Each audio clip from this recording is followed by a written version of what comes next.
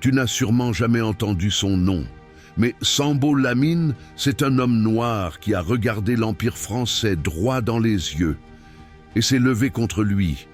Il est né en Afrique de l'Ouest, probablement en Guinée, capturé, arraché à sa terre et envoyé comme esclave dans les colonies françaises. Mais l'histoire ne s'arrête pas là. Sambo est ensuite utilisé par la France comme tirailleur sénégalais. Ces soldats noirs envoyés sur les lignes de front, pas pour défendre leurs terres, mais pour protéger un empire qui les considérait comme du bétail. Vers 1822, Sambo est transféré en Guyane, colonie pénitentiaire.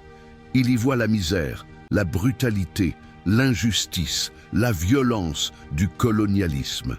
Et il décide de ne plus se taire. Plus que ça, il décide d'organiser une révolution. Avec plusieurs compagnons d'infortune esclaves, soldats, anciens captifs, il prépare un soulèvement militaire coordonné. Son but? Libérer les esclaves, renverser le pouvoir colonial, créer une république noire indépendante en Guyane. Pas juste une révolte impulsive, un vrai projet politique.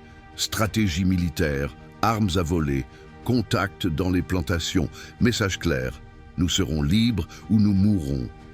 Mais le plan est trahi de l'intérieur. Les autorités françaises réagissent vite.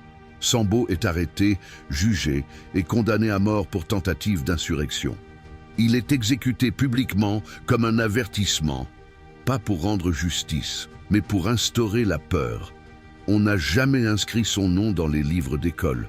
On a effacé ses mots, ses idées, sa mémoire, mais ce qu'il a porté, ce n'était pas une vengeance, c'était une vision, celle d'un monde où les Noirs ne seraient plus esclaves, ni soldats d'un empire qui les méprise. Sambo Lamine n'a pas demandé la liberté, il l'a planifiée, organisée, risquée. Il a tout perdu, sauf sa dignité, et ça l'histoire ne pourra jamais le lui reprendre. Like, abonne-toi et partage.